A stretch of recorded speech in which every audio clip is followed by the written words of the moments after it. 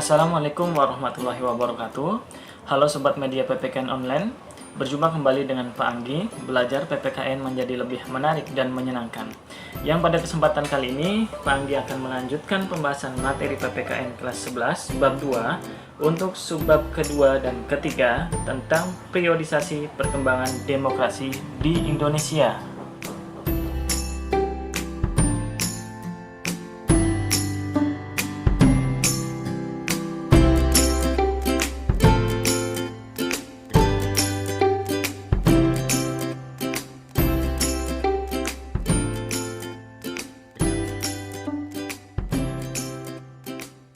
Adapun kompetensinya, yakni mengkaji sistem dan dinamika demokrasi Pancasila sesuai dengan Undang-Undang Dasar Negara Republik Indonesia tahun 1945. Sedangkan untuk tujuan pembelajarannya, kita ke tujuan pembelajaran yang kedua dan ketiga, yakni menganalisis dinamika penerapan demokrasi di Indonesia dan mengkreasikan sistem serta dinamika demokrasi Pancasila sesuai dengan Undang-Undang Dasar Negara Republik Indonesia tahun 1945. Pertanyaannya, apakah secara normatif negara kita sudah memenuhi kriteria sebagai negara demokrasi? Coba kalian renungkan dan coba jawab ya. Sudah atau belum? Baik, jawabannya adalah sudah. Dalam sudut pandang normatif, demokrasi merupakan sesuatu yang secara ideal hendak dilakukan atau diselenggarakan oleh sebuah negara. Seperti misalnya kita mengenal ungkapan pemerintahan dari rakyat, oleh rakyat, dan untuk rakyat. Nah, dalam perjalanan sejarah ketatanegaraan negara Indonesia, semua konstitusi yang pernah berlaku menganut prinsip demokrasi. Hal ini dapat dilihat misalnya dalam ketentuan-ketentuan sebagaimana yang nampak pada tabel berikut.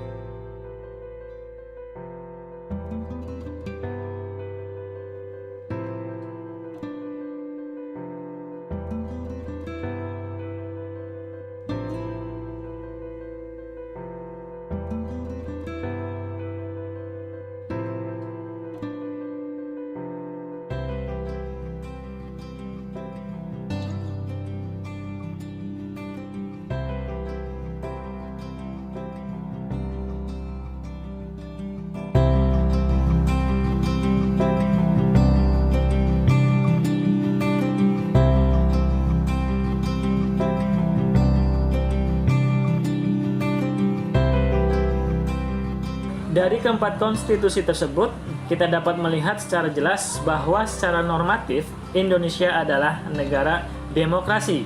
Akan tetapi, yang menjadi persoalan, apakah konstitusi tersebut melahirkan suatu sistem yang demokratis?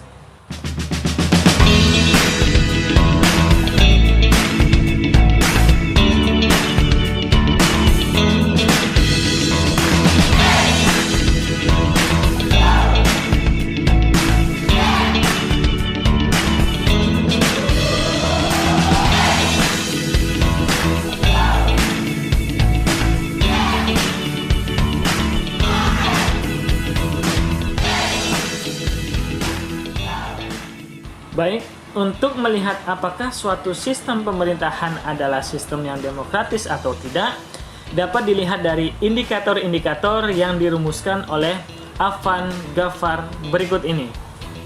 Indikator pertama, yakni adanya akuntabilitas. Setiap pemegang jabatan yang dipilih oleh rakyat harus dapat mempertanggungjawabkan ucapan dan kebijaksanaan yang hendak dan telah ditempuhnya. Indikator kedua, adanya rotasi kekuasaan. Peluang terjadinya rotasi kekuasaan harus ada dan dilakukan secara teratur dan damai. Semua orang mendapatkan peluang yang sama dalam memegang jabatan di pemerintahan. Kemudian yang ketiga, ada rekrutmen politik. Setiap orang yang memenuhi syarat untuk mengisi suatu jabatan politik yang dipilih rakyat mempunyai peluang yang sama dalam melakukan kompetisi untuk mengisi jabatan tersebut. Kemudian adanya pemilihan umum. Pemilu adalah sarana demokrasi. atau sarana untuk melaksanakan rotasi kekuasaan dan rekrutmen politik yang dilaksanakan secara teratur dengan asas luber jurdil. Dan yang terakhir, adanya pemenuhan hak-hak dasar. Setiap warga negara dapat menikmati hak-hak dasar secara bebas, misalkan dalam menyatakan pendapat, berkumpul dan berserikat, serta hak untuk menikmati pers yang bebas. Namun dalam negara demokrasi, kebebasan jangan diartikan sebagai kebebasan tanpa batas, tapi kebebasan yang bertanggung jawab dan kebebasan yang sesuai dengan aturan-aturan yang berlaku. Nah, kelima indikator tadi merupakan elemen umum dari demokrasi yang menjadi ukuran dari sebuah negara demokratis. Dari indikator-indikator tersebut, apakah semuanya sudah diterapkan di Indonesia? Untuk menjawab pertanyaan tersebut, kita dapat melihatnya dari alur sejarah politik di Indonesia, yaitu pada pemerintahan masa revolusi kemerdekaan Indonesia, pemerintahan parlementer, pemerintahan demokrasi terpimpin, pemerintahan Orde Baru, dan pemerintahan Orde Reformasi.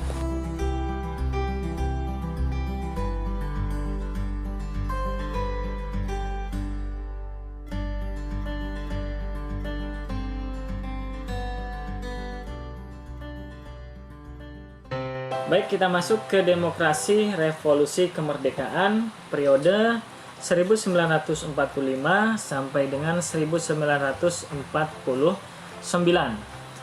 Pada masa pemerintahan revolusi kemerdekaan, pelaksanaan demokrasi baru terbatas pada berfungsinya pers yang mendukung revolusi kemerdekaan, sedangkan elemen-elemen demokrasi yang lain belum sepenuhnya terwujud.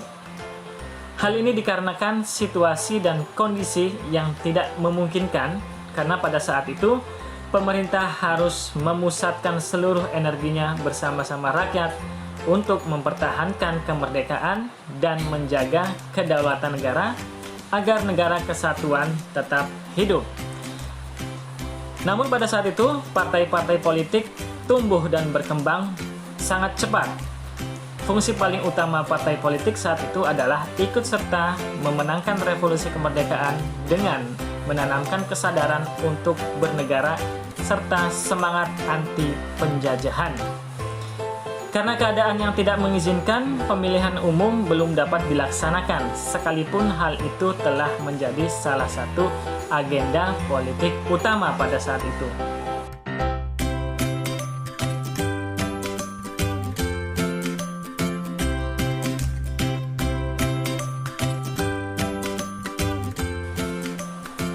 Memang tidak banyak catatan sejarah yang menyangkut perkembangan demokrasi pada periode ini. Tetapi pada periode ini telah diletakkan hal-hal mendasar bagi perkembangan demokrasi di Indonesia untuk masa selanjutnya. Yang pertama, pemberian hak-hak politik secara menyeluruh.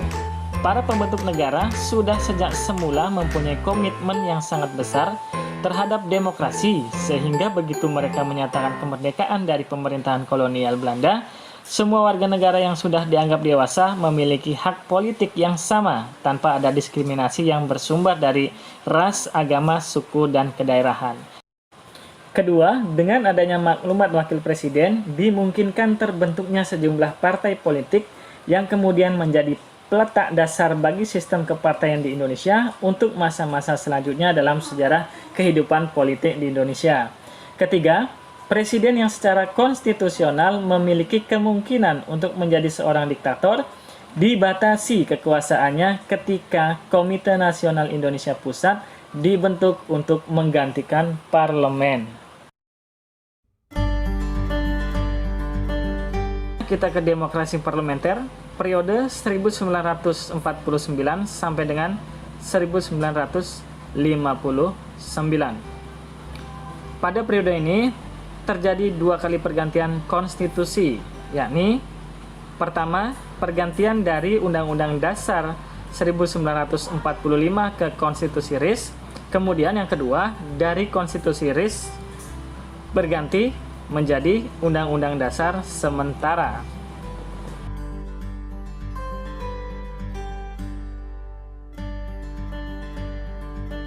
Masa demokrasi parlementer merupakan masa yang semua elemen demokrasinya dapat ditemukan perwujudannya dalam kehidupan politik di Indonesia, antara lain adalah sebagai berikut.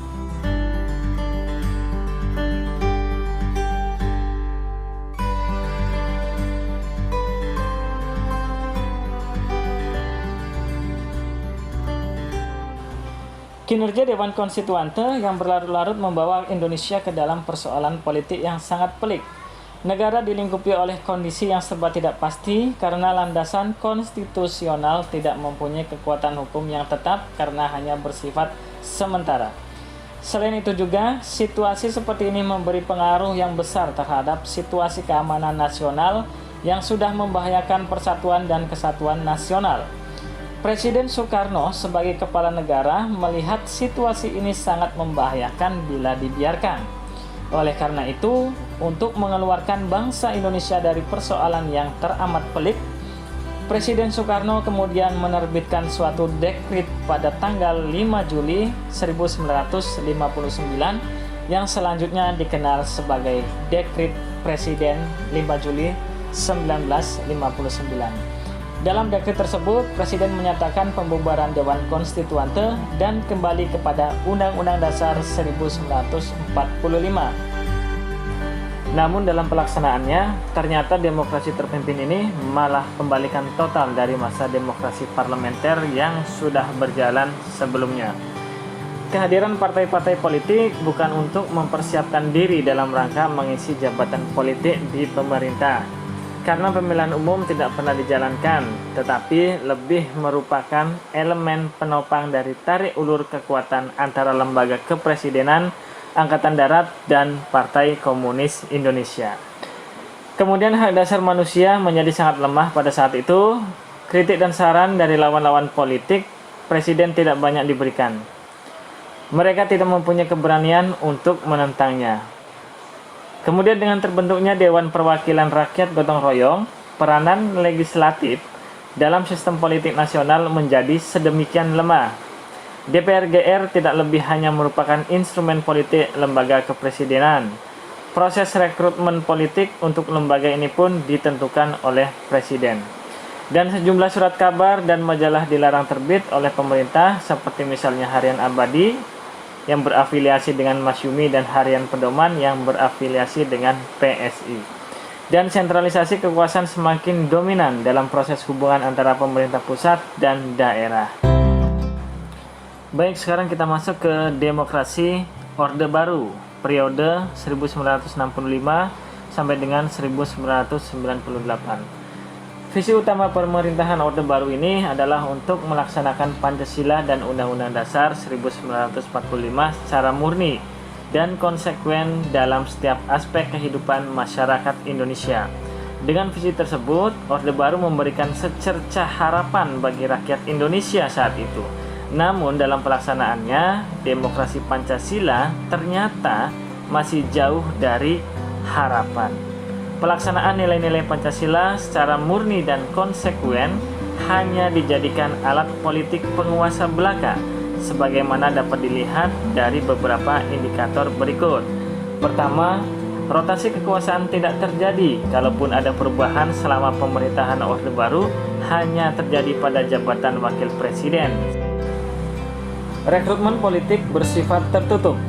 Pengisian jabatan tinggi negara seperti MA, DPA, anggota DPR, dan jabatan-jabatan lainnya dalam birokrasi dikontrol sepenuhnya oleh lembaga kepresidenan. Kemudian pemilihan umum memang pada saat itu telah diberlangsungkan sebanyak 6 kali setiap 5 tahun sekali. Tetapi pemilu yang diberlangsungkan tidak melahirkan persaingan yang sehat. Dan selama pemerintahan Orde Baru, sejarah pengekangan kebebasan pers terulang kembali seperti yang terjadi pada masa Orde Lama. Beberapa media massa dicabut surat izin penerbitannya atau dengan kata lain banyak yang dibredel. Nah, penyimpangan-penyimpangan yang terjadi pada masa pemerintahan Orde Baru pada akhirnya membawa Indonesia pada krisis multidimensi yang diawali dengan badai krisis moneter yang tidak kunjung reda. Krisis moneter tersebut membawa akibat pada terjadinya krisis politik. Tingkat kepercayaan rakyat terhadap pemerintah begitu kecil. Tidak hanya itu, kerusuhan-kerusuhan terjadi hampir di semua belahan bumi Nusantara ini. Akibatnya pemerintahan Orde Baru di bawah pimpinan Presiden Soeharto terperosok ke dalam kondisi yang diliputi oleh berbagai tekanan politik, baik dari luar maupun dari dalam negeri. Tekanan dari massa mencapai puncaknya ketika tidak kurang dari 15.000 mahasiswa mengambil alih gedung DPR MPR yang mengakibatkan proses politik nasional praktis menjadi lumpuh. Akhirnya pada tanggal 21 Mei 1998, Presiden Soeharto menyatakan berhenti sebagai presiden yang kemudian digantikan oleh B.J. Habibie. Demokrasi yang diterapkan negara kita pada era reformasi itu adalah demokrasi Pancasila. Adapun indikatornya dapat dilihat pada tampilan layar tadi. Untuk dapat memperjelas dan memahami kembali karakteristik demokrasi di Indonesia, kalian dapat melihat tabel berikut dengan seksama.